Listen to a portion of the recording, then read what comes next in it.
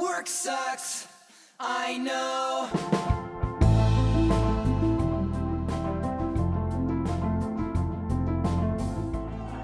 United will never be defeated. Hey everybody, it's Jamie. Canada Post workers and union supporters rallied in downtown St. John's on Monday, calling for, they say, better support for the next generation of workers. They're part of a national strike involving around 55,000 workers across the country. It's been going on since last Friday. This is just the latest in a series of major labor strikes this year, including work stoppages at airlines, railways, and Canadian ports. In fact, in the last 2 years, nearly 1 million workers across the country have taken job action, the vast majority of which were public sector workers.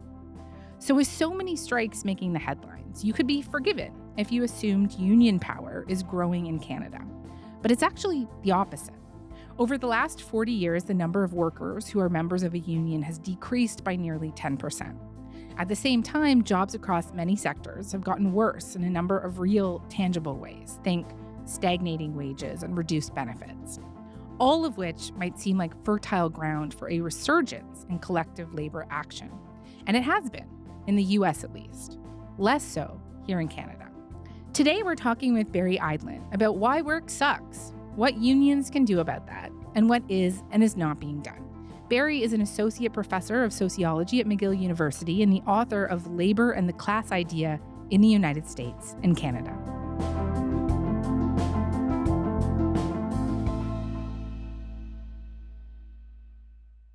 Barry, hi. Thanks so much for coming onto the show. Yeah, thanks for having me. Good to be here. So let's start with the Canada Post strike. As I mentioned, 55,000 employees have walked off the job. They're still delivering pensions, unemployment checks, childcare benefits, but parcels, letters to Santa, that has all stopped. I know there is a bunch on the table for negotiation, but my understanding is there are two big sticking points here. One is the pay raise, 11.5% versus 24% that the employees would like. And importantly, Canada Post wants to hire people on contract so it can start delivering on the weekends like Amazon. But the union wants full-time employees to do that with overtime. And I just wonder if you could elaborate for me on why this has become such a sticking point. Yeah, so both of these issues should sound quite familiar to Canadians because these are issues that go far beyond the Postal Service. So the wage issue, for decades, as you've said, we've been in an environment of stagnating wages for most Canadians, where you're lucky to get 1% or 2 pay raise, if anything. And employers have gotten accustomed to that. But basically, coming out of the pandemic, there's sort of been a new reality, right? So I think the pandemic crystallized for a lot of people this contradiction between sort of being deemed essential but treated as disposable for many. And also coming out of the pandemic, there was a tighter labor market, which gave workers more structural leverage to ask for more, and so they're asking for bigger pay raises to deal with the cost of living and to make up for the lost ground. And employers that are still stuck in the past of the past 40 years and not ready to give in to this new reality, if you will. And so you have negotiations coming at loggerheads on this pay issue, right? So, 5 years ago, uh, basically what Canada Post is giving, like a 2% annual wage increase, it wouldn't be anything to write home about, but that'd be totally normal and acceptable, and nobody would think too much about it. In 2024, that just doesn't cut it anymore. The Crown Corporation has proposed an 11.5% raise over 4 years. The union is pushing for almost double that amount. The Grinch seems to have stolen Christmas for us. And for the holidays, we want to be able to work, but we want a fair contract at decent wages. The cost of living has gone up. It's affected us greatly. Canada Post workers are saying that they sacrificed during the pandemic. They just right, because they were essential workers. Yeah.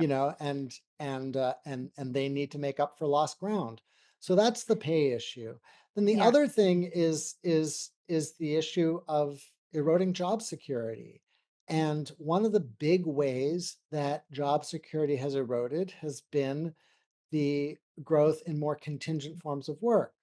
It's been replacing permanent, well-paid jobs with benefits with less secure, lower paid jobs with fewer benefits, often through what's called a two-tier or sometimes multi-tier system, right? Where employers will say, okay, those who already are hired on here, you stay at your same wage benefit package, but then the new hires come in and they have, a defined contribution pension or no pension. They get hired in at $5 an hour less. So you create a two-tier workforce. And obviously, over time, just through retirements and replacements, the lower tier becomes the tier. So there's that. But then while for the people who are still there, it's just a breeding ground for resentment and division, because you have people working side by side doing literally the same work, Right. but Making without completely the same different pay and compensation. benefits, Yeah. right? And it's just a recipe for division.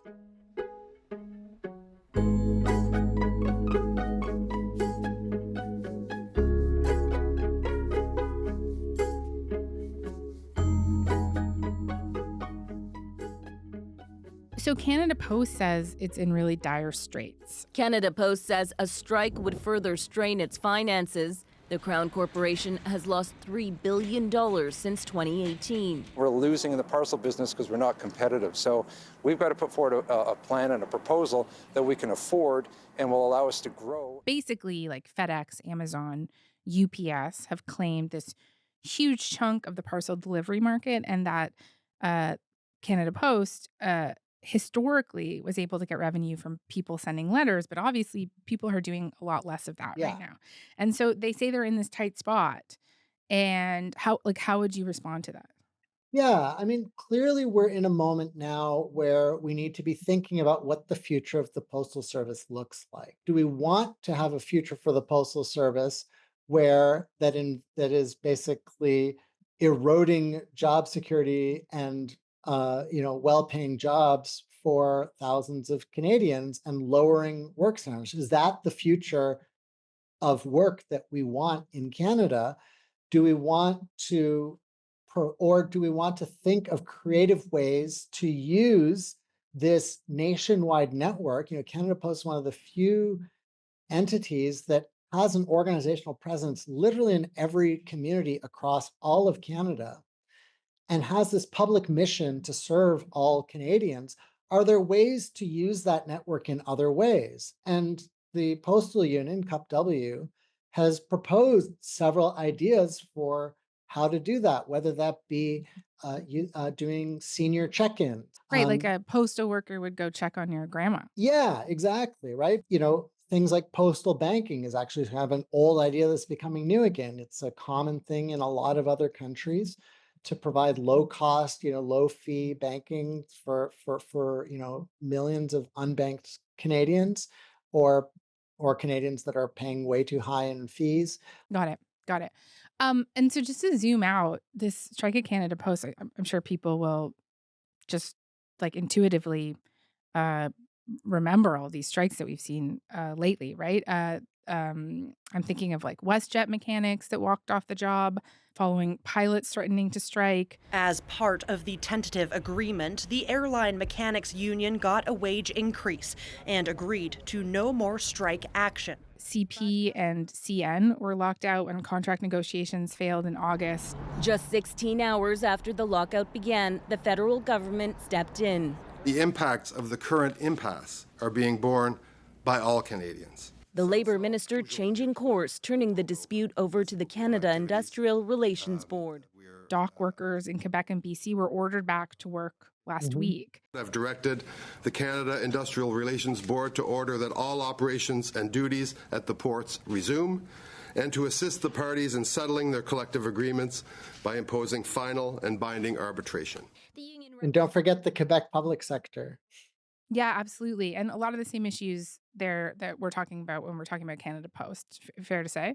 Absolutely. The thing with these strikes is that one of the reasons that these strikes have retained a high degree of public support in general are many Canadians, a vast majority of Canadians, are dealing with wages that aren't keeping up with the cost of living, are dealing with, unpredictable scheduling or not enough hours or too much forced overtime. These are dealing with technological change, issues of control at work over, like being micromanaged or being, or not having the resources to do the job that you need to do. These are all the issues that are coming up over and over again in these strikes.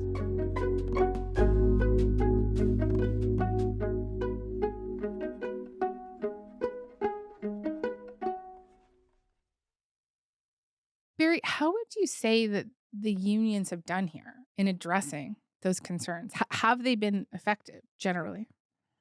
Well, I will say that we haven't seen the sort of resounding, clear victories that maybe they're few and far between regardless. But I would say that the fight has borne fruit in the sense that workers have gotten far more than they would have absent a viable strike threat or without striking. I think you see an example here in Quebec with the public sector, which is the largest strike, and it was almost 500,000 workers on strike last year against the Quebec government in healthcare and education. The one-day strike was led by a coalition of unions called the Common Front. I think people misconstrue the reason why we're striking. It's not just about pay. It's really better working conditions for the students, for the staff. The government was asking for, was proposing a 9% wage increase over 5 years, and they got it up to like 17.4%, right? So nearly double. But and they got that by these massive strikes. That being said, 17.4% still doesn't really keep up with the cost of living.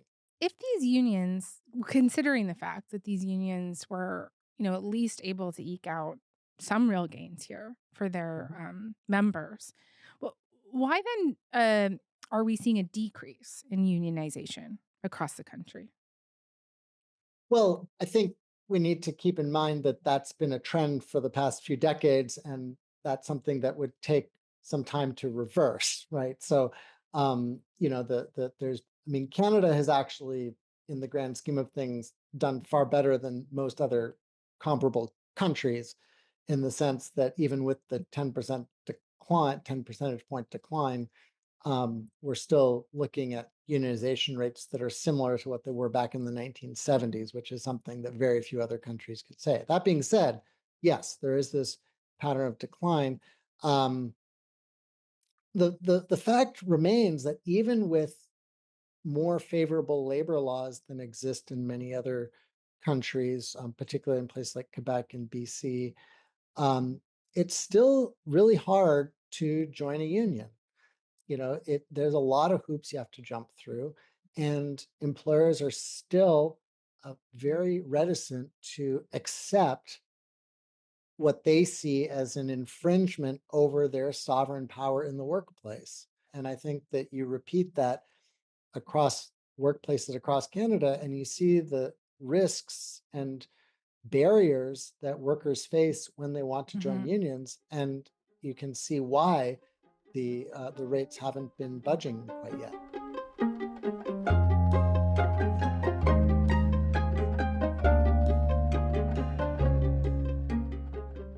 I wonder if we could do a bit of a comparison between here and the United States. So I'm thinking of efforts in Quebec and BC by Amazon warehouse workers to unionize here that were met with stiff opposition and didn't work or haven't worked yet, right? But recently, there has been this surge in grassroots union activity in the U.S. The Amazon Labor Union, along with the Starbucks Workers United Union, both organizations were started and run by rank and file employees, and they've managed to achieve these victories that have actually eluded larger unions. So, like, is there something going on there that isn't going on here?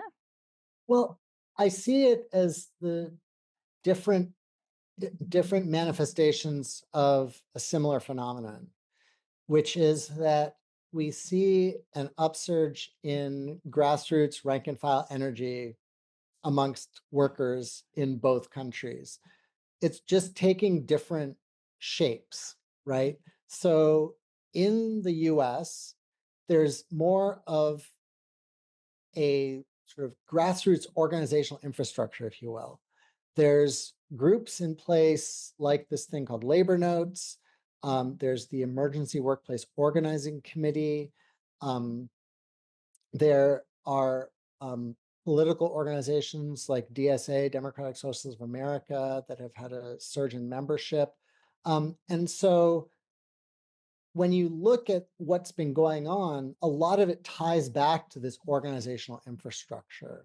And so it takes the form of, independent unions like Amazon Labor Union, Starbucks Workers United, which is affiliated with a large union, Service Employees International Union, SEIU, but is very worker-led. And so those are the ways that you see it taking shape there. Here in Canada, you have a similar energy, but we don't have that same infrastructure in Canada. And so one of the main ways that I see it taking shape in Canada is through contract rejections, right? So there will be a contract negotiation. Workers have high expectations. The negotiating committee will negotiate what they think is a good agreement. They'll bring it back to the members and they'll vote it down.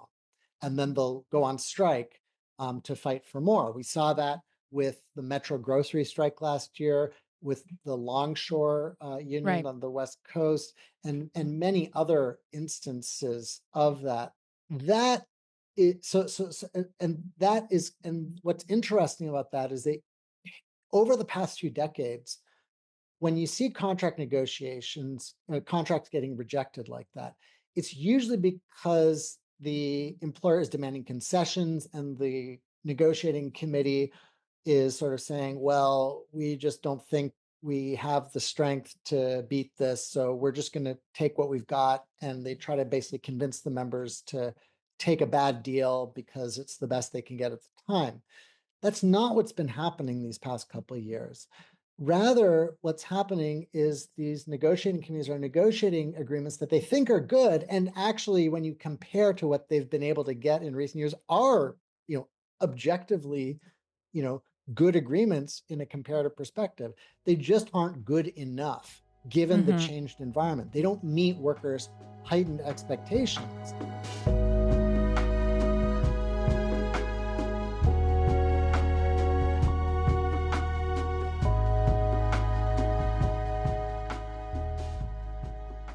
I just want to end this conversation today sort of talking about the political landscape a little bit. So, of course, in BC, the port workers were ordered back to work by the federal government. The rationale seems to be that they were too effective at impacting the economy, right? And there is now talk of the Canada Post workers being ordered back. And the rail workers. And the rail workers, right. And so what impact does that have on like the leverage that unions have to negotiate? And, related to that, what do you see on the horizon as we enter into like a new Trump presidency and the potential for a Poilievre government here in Canada? Yeah. I realize that was a big question. But if you can do your best. Yeah. Yeah. So I think the first thing to recognize is that Canada really stands alone in both federal and provincial governments' trigger-happy use of back-to-work orders, historically.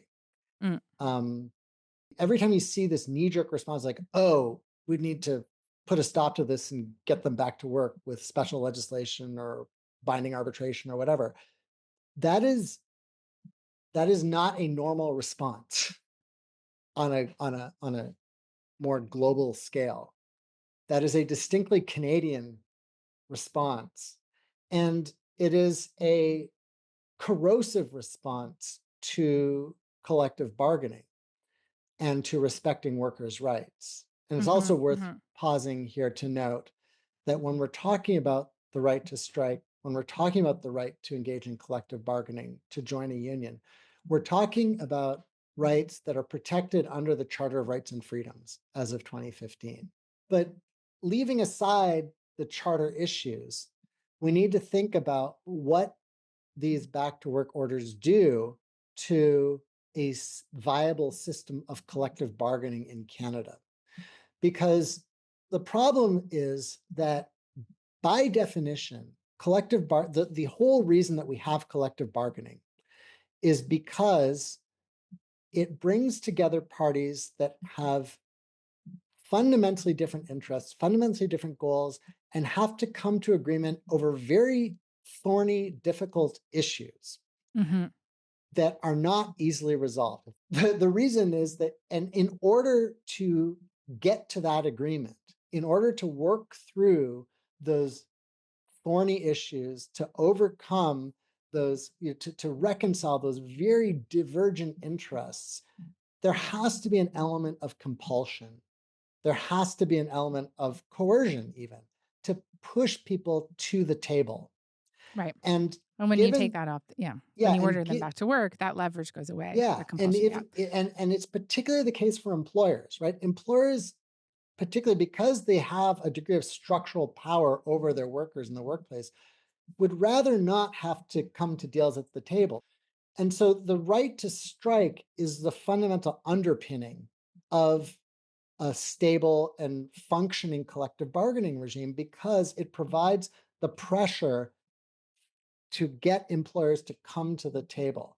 Now then, as you said, when you introduce the possibility of government intervention through back to work legislation or binding arbitration, that basically provides an escape hatch for employers. That gives them no incentive to actually reach an agreement at the bargaining table, and over time has this corrosive effect on collective bargaining. Right. And then let's end this on the second half of that very packed question that I asked you, which is sort of where you see this all going, with big political moves in the United States, and a very great potential for there to be a change of government and leadership here in Canada. Absolutely. Yeah. So I think more so in the US than in Canada, the Biden presidency, for all its shortcomings, has had some important salutary effects for labor in terms of more aggressive and expansive enforcement of existing, labor law, which isn't great. There's been the sort of dance between the bottom-up energy of the workers and the more favorable enforcement of labor law that has had this sort of, synergy, if you will. In Canada, there hasn't been quite that same synergy, certainly with the Liberal government, but we could expect less synergy with the Poilievre government. But the issue here is that while the favorable legal enforcement climate certainly is helpful, it's not the only thing. And the fact that you have this grassroots energy is a new thing that we've not seen in many decades. And that doesn't automatically go away when you're faced with a more hostile government. To the contrary, what you see is there's a possibility that a workers' movement with heightened expectations that has gotten a taste of what it means to fight back and win will not take lightly to efforts to curtail that power, and could lead to more of a fight back situation, which is certainly what we saw in Canada in the 1930s, in the 1970s, where further efforts to repress labor were met with much more pushback from the labor movement. So that's not a given by any stretch, but it's certainly something we've seen in the past, and I would not be surprised to see it in the future. All right, Barry, thank you so much for this. This was great. I learned a lot. Really, really appreciate you coming by. Thanks. It's my pleasure. Really appreciate it.